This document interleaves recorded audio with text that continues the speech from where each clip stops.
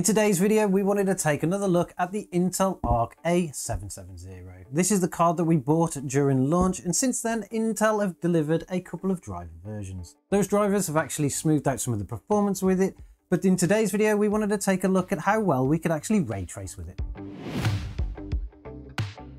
So this is our Intel Arc A770. It's an LE model, so it's got all the fancy RGB lighting, and we originally bought this at launch. Since then, we've actually done a few videos on this, including an unboxing, how to install it and some of the issues that you can get when doing so, and also some of its general performance when gaming. Now the card isn't too bad at all, and particularly when it was released at a nice price of £400. It wasn't massively competitive compared to a lot of the AMD cards, but for something that was a new release, it was actually pretty decent. Now today we're not looking to see whether the new driver updates have actually increased the performance at all. We're going to be looking at how well we can actually ray trace with this card. There doesn't seem to be that many people doing videos on it, which is actually quite a shame, and we want to keep this a bit of alive for a bit longer. So that's exactly what we're going to do. Now Intel promote these cards as being ray trace compatible, and they truly are. A lot of the videos that I have looked at there that do actually cover some of the ray tracing show that they perform pretty well through it. But we want to take a look for ourselves, so we're going to now drop this into a machine and we'll take a look at how it performs in one of the games.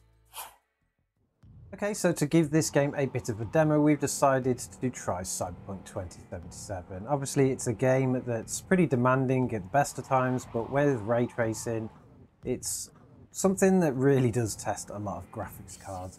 At the moment, if we check our settings, we'll go to settings, video settings. We're currently running in 1080p with our VSync turned off. And under graphics, we have a preset that is, we're going to set it to high, but then we're going to turn off the AMD Fidelity FX Super Resolution because we don't want that interfering. And if we scroll to the bottom, we currently have ray tracing disabled. We'll apply that setting and we'll go back into the game. Now, currently in the game, we're getting around an average of 52 frames per second. That is while we're in this car. We'll give it a bit of a run round and we'll see how well it does. We're getting a few dips here and there. It's now below 50 frames per second with an average of 48. And we're trying to get to somewhere that's a little bit more built up. So now that we're in a bit more of a built up area, you can see that we're still currently getting an average of around 49 frames per second. But let's jump out of the car and see if that makes any difference. We'll get into some crowds, we'll get to some people, do a bit of a jump over there. So the average is starting to increase when we're outside the cars. For some reason with Cyberpunk, when you're in the car, the frames per second do take a little bit of a dip. So it's actually not looking too bad now. Just hit refresh on our stats and we're averaging around 59 frames per second. So that's actually not too bad, particularly for the game because it is really demanding. But what happens if we turn on ray tracing? We go back to our menu, we'll go to settings, graphics, we'll leave everything on, but we'll enable ray tracing. We currently got ray tracing on, we'll put reflections on, sun shadows on, local shadows on, and then we have this option at the bottom here, which is ray traced lighting. Now, there is no high setting on this. We've got medium, ultra, and psycho. We're going to leave it on ultra, and we're going to pretend that's our high setting. So let's apply that, and we'll go back into the game. We'll reset our stats, and clearly we can see that we've taken a hit. Ray tracing is actually enabled. We've already got a decrease down to around 30 frames per second on average, and it's not really that playable. We've got quite a bit of screen stutter. It's not really smooth to move around, but we'll have a bit of a run around and we'll see how well it does. We are going up and down here from around 27, 29, 28 frames per second with the average slightly starting to lower, which means that obviously while we're running it's not a very good thing, but when we get into a car and we'll try and find one that we can get, it's clearly going to be a little bit worse. So let's find a car and we'll see how well it drops. Can we take that one? No, we can't take that one. I haven't really played this game before. I generally only use it for benchmarking, so I'm not really sure what we're doing. Can't take that one either. Maybe we can take this little one. Oh, they've driven off. And that one run me over. So struggling to get a car at the moment, but either way, just running around now, you can clearly see that the enabling ray tracing has pretty much decimated our average FPS. And to be honest, I can't really tell that much of a difference in picture. I do believe there is quite a bit of a difference here. We'd have to have a side-by-side to really see it. But maybe at night time, because this game really comes alive at night time, we'll see a bit of a difference. But I can't imagine the performance gaining on that one. So as you can see from that test, the Intel Arc A770 in Cyberpunk 2077 actually took a big dip when ray tracing was enabled. I couldn't tell much of that difference in the picture quality, and maybe that's because actually the amount of stuttering and things we were getting afterwards really took away from the gameplay itself. But we were looking at around a 50% drop. Just running one benchmark doesn't really tell us a lot about this. There's a lot of games out there that do support ray tracing. So what we did was we did a lot more testing with a good selection of games that we have here. So let's take a look at that first, and then we'll discuss the outcome.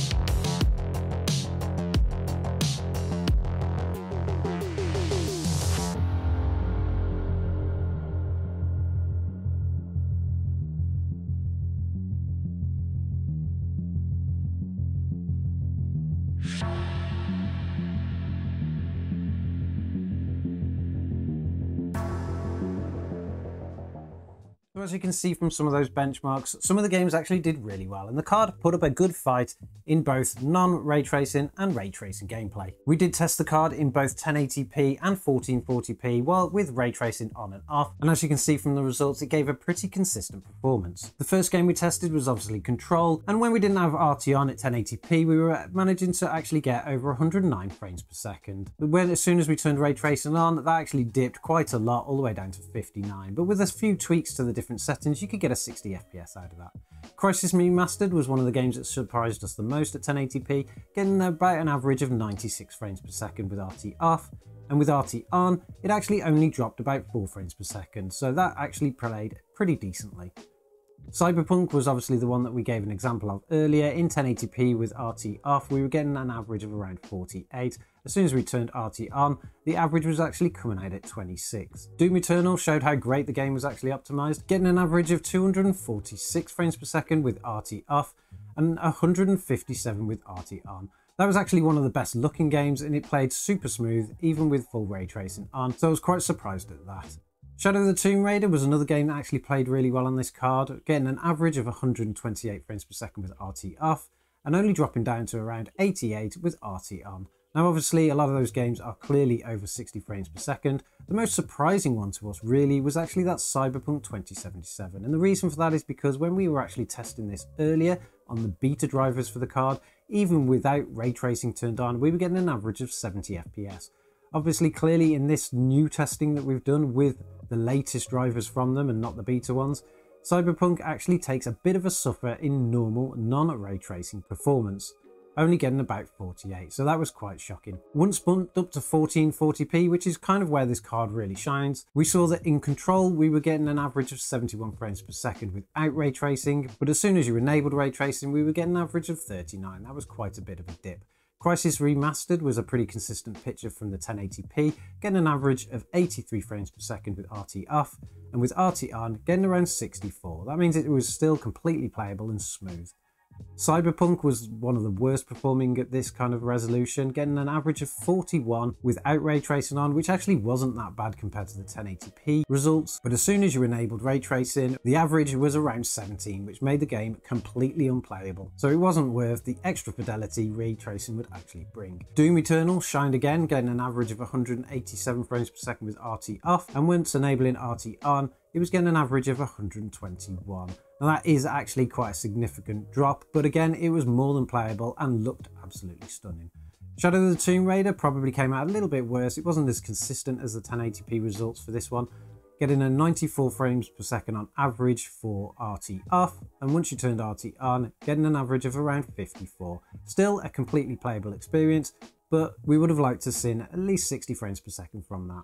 Now obviously all of those games implement ray tracing in a different way. Shadow of the Tomb Raider generally applies it to shadows, Cyberpunk will kind of apply it to everything, and the other games have a bit of a mixture. Apart from those results on Cyberpunk 2077, but then again it kind of happens to most graphics cards regardless anyway, the rest of them were actually pretty good. I was quite surprised that this card in its current maturity level didn't actually completely die. It managed to play those games pretty fine, even with ray tracing enabled. Some more than playable frames per second, and the performance wasn't too bad. It's going to be really good to see where they take this card, particularly when it comes to ray tracing, because I think it's going to start becoming the norm with games, and particularly with the manufacturers, all of them, AMD, Nvidia and Intel, all are actually looking to increase their ray tracing performance, whether it's through some kind of DLSS help or whether it's through FSR or on the Intel cards, the XeSS technology.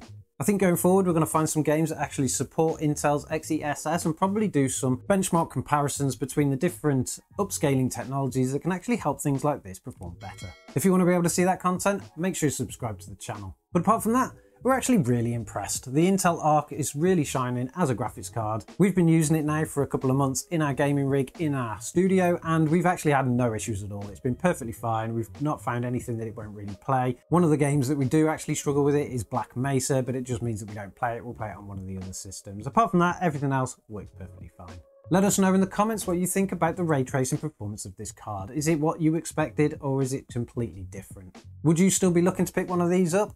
And if so, how much now are you willing to pay? These are still around £400 if you look in the UK.